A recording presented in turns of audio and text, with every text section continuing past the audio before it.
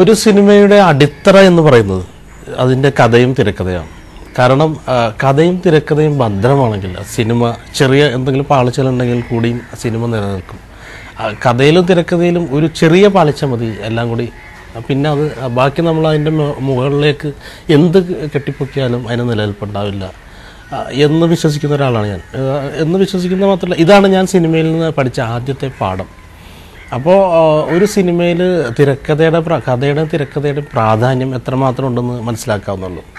അപ്പോൾ അതിനുവേണ്ടിയാണ് ഞാൻ ഒരു സിനിമയുടെ ഒരു നിർമ്മാണ ഘട്ടത്തിൽ അതിൻ്റെ എല്ലാ മേഖലയും നോക്കിക്കഴിഞ്ഞാൽ ഞാൻ ഏറ്റവും കൂടുതൽ സമയം ചെലവഴിക്കുന്നത് അതിൻ്റെ തിരക്കഥ പൂർത്തിയാക്കാൻ വേണ്ടിയിട്ടാണ്. ശരിക്കും പറഞ്ഞു കഴിഞ്ഞാൽ ഇപ്പോൾ ചോക്ലേറ്റ് എന്ന് പറയുന്ന സിനിമ എനിക്കൊരു 6-7 മാസം വേണ്ടി വന്നു അതിൻ്റെ സ്ക്രിപ്റ്റ് പൂർത്തിയാക്കാനായി. മായാവിയുടെ സ്ക്രിപ്റ്റ് പൂർത്തിയാക്കാനായിട്ട് ഏതാണ്ട് 8 മാസത്തോളം എടുത്തു. അപ്പോൾ ചേട്ടനായിരുന്നു എൻ്റെ, റാഫി മെക്കാട്ടിൽ അവരായിരുന്നു. അപ്പോൾ അവർ സ്വാഭാവികമായിട്ടും സ്ക്രിപ്റ്റിന് ഒത്തിരി സമയം എടുക്കുന്ന ആളുകളാണ്. 1 വർഷമൊക്കെ എടുക്കും ചില സമയത്ത്.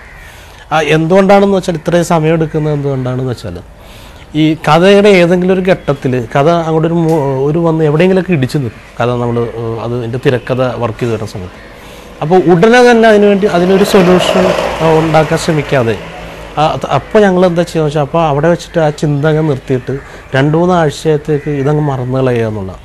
അത് കഴിഞ്ഞിട്ട് അടുത്ത സിറ്റിങ്ങിൽ വളരെ ഫ്രഷായിട്ടപ്പോൾ നമുക്ക് വളരെ പെട്ടെന്ന് തന്നെ അതിനൊരു സൊല്യൂഷൻ കണ്ടെത്താൻ പറ്റും.